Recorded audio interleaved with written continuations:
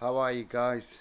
Welcome back to Wargame in China, my free channel where I platform my understandings of the war of resistance against Japanese aggression in China from 1931 to 1945.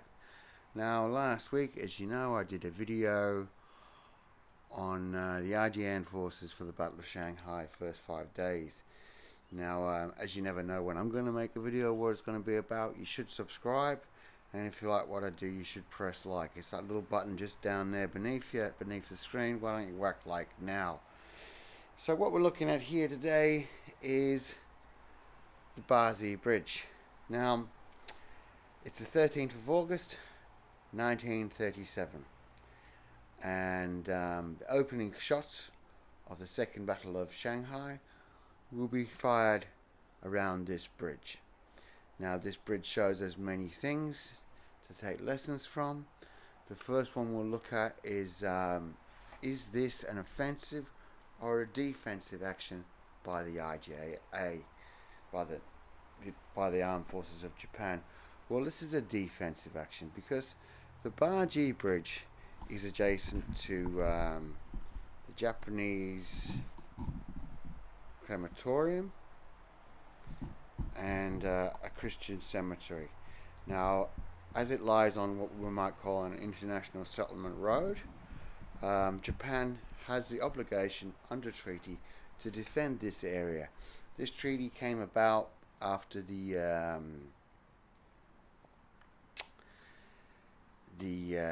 I always forget the name of the wars, the Taiping Rebellion. And at that time, all international forces were given zones of security and defense to prepare the city for in case of attack, and the Japanese got these parts.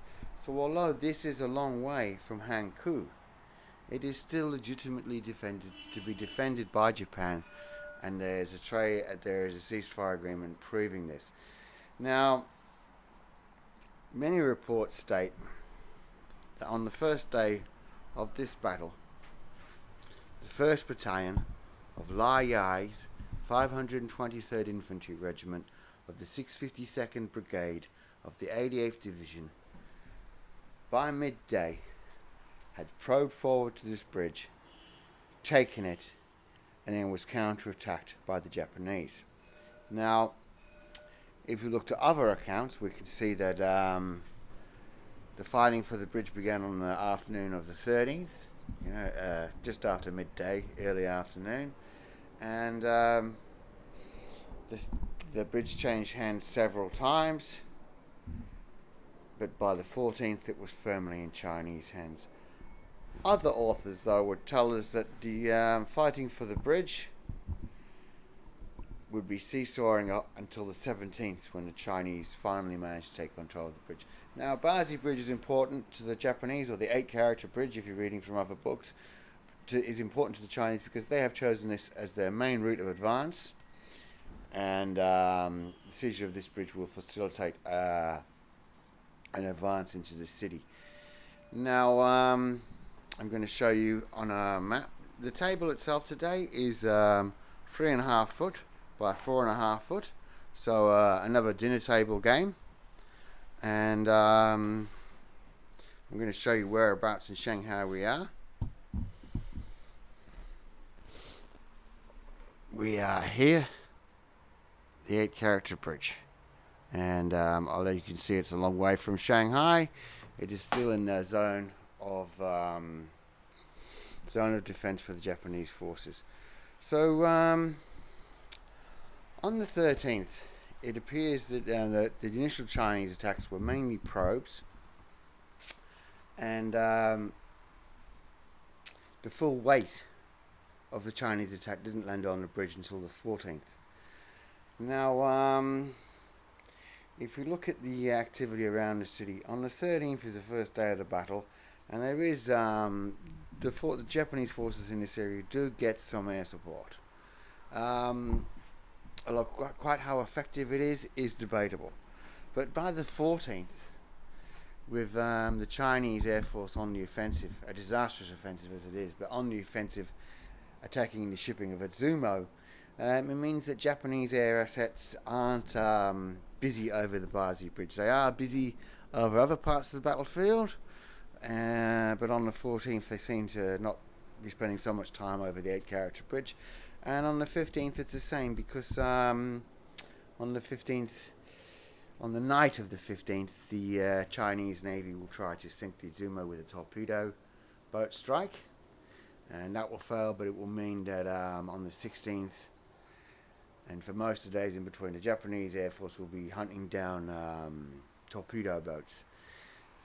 So although there is a lot of Japanese air activity, especially on the assembly grounds of the Chinese attack, around the bridge itself, the appearance of Japanese air assets seem to be pretty sparse. So as I said, let's have a look at the commands now. Now this is an 8-turn game, and we start off with a battalion of Chinese infantry, the 1st Battalion, 523rd Regiment, with 3 infantry companies, a HQ of 4 men, an 81mm mortar, and a medium machine gun.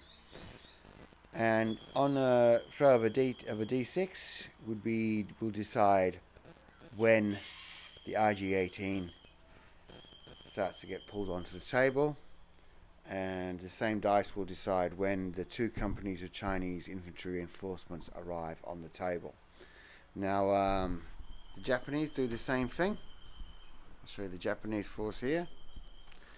The Japanese force consists of an SNLF battalion, which is 3 companies of 7 figures each, a 75mm mountain gun, a HQ of 2 figures, and a medium machine gun with an armoured car. Any armoured car you want. And reinforcements are a reinforced company, that's 8 figures of SNLF, and a troop. The SNLF will be considered as elite, and the Chinese attacking forces will be considered as regular. Now, during the game, during the battle, the Chinese attacking Bazi Bridge were able to use call on artillery support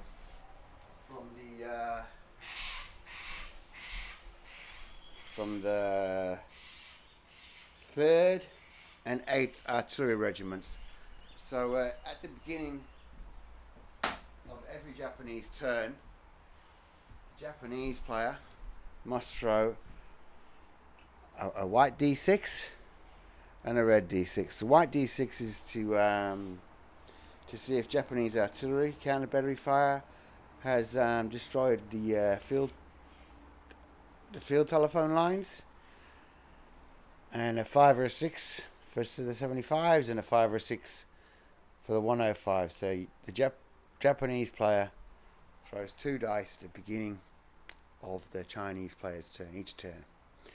Now the Chinese player does the same for the Japanese player, but he throws 1 dice, and on a 5 or a 6, Japanese field telephone lines have been cut by artillery, and then the Japanese are on the radio to call up their artillery support, and whatever it is, it's -2 off your dice to call up Japanese artillery support. And if the Chinese land lines are cut, there is no more artillery support. As I said, I'm not going to be putting any aeroplanes on the table today, because I don't think they played much part in this battle. It's going to be an 8-turn game. We're going to start off with the Japanese dug in on this side of the bridge, and the Chinese on this side. Players, all the buildings are intact, with only 1 ruin, and the objective of the game for the Chinese is to seize the bridge for a victory, or at least seize one of the houses on the other side of the bridge for a draw, and the Japanese player must prevent that for his victory. 8-turn game. The figures that I'm using today are again my mix of Emha and Raval, and there's a lot wrong with those figures for this period, but the closest you can get in plastic 20mm. Yes, and the SNLF forces are again one of my favourites. The Airfix knockoff figures from Chinatown, and their figures are usually 132, 135, but these are in 172nd, and I paid $2 for them. I got about 100 figures for $2 a few years ago, and my homemade armoured car.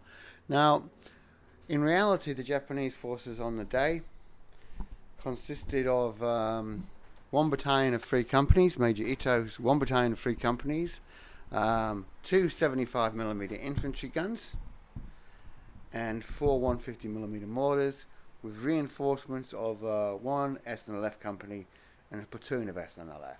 So I made that 1 8-figure company. 8 turn game. But if you can vary this scenario a lot, because as it's fighting seesawed around the river, you could have the Chinese forces dug in here and the Japanese forces counterattacking this game, or you could have the Chinese starting on that side, occupying these grounds and attacking. Really, because this was a seesaw fight that went on, according to who you read, for 3 or 4 days, I would really not be penalise anybody too much for where they want to start in this game. But as I said, the rules should always be the same. For a victory, the Chinese should hold the bridge, and for a draw, the Chinese should at least hold one building on the far side of the bridge. There is not much, there aren't many troops on the table, so soldiers on the table. So with this game, you have to be a bit sneaky and use your artillery to its best advantage. Now, I would usually do an epilogue of this game, but it's going to start raining soon, and I'll be playing in the rain, and I'll just finish the game. This was a game to introduce you to the Battle of Shanghai, and so you can see how even on the first day of the battle, contradictions are creeping in. Contradictions and different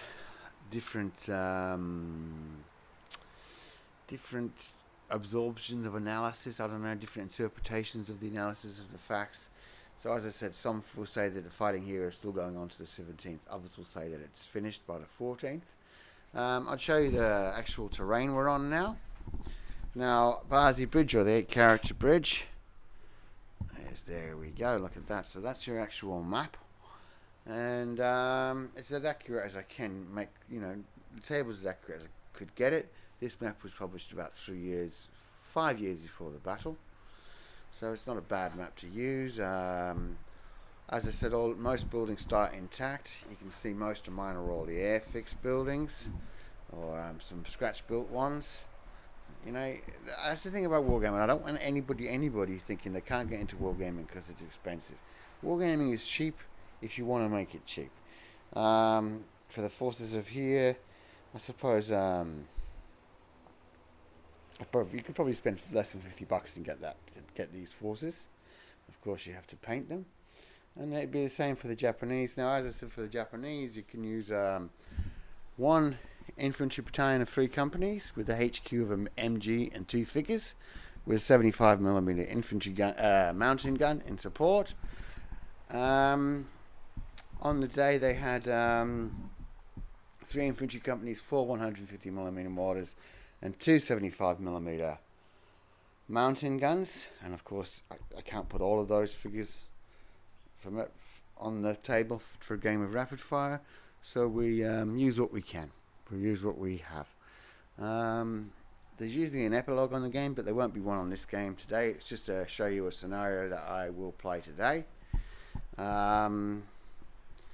I will do more Shanghai scenarios, but only a little bit at a time. I mainly did this again as a heads up for my mate Eugene. Lessons from the Front. He asked me if I would show a Shanghai scenario. So there you go, Eugene. I've done it now. Hope you guys enjoyed that. I hope it gave you a peek into the history, and a peek into how it can all be done without costing you a fortune. And I hope you did like that. I hope you do press subscribe. You never know when I'm going to do videos, so you should press subscribe. I've got 306 subscribers now. I'm very happy with that, but I would always like more. So what I'm going to do now is I'm going to set up the forces on the table and start rolling the bones. As I said, I can't imagine I'll be doing a an epilogue for this battle because the rain won't allow me to do it. I'm only doing this now in between rain. So I hope you enjoyed that. I hope you'll stay tuned to this channel to learn more about the War of Resistance in China. Thank you very much. Take care. Bye.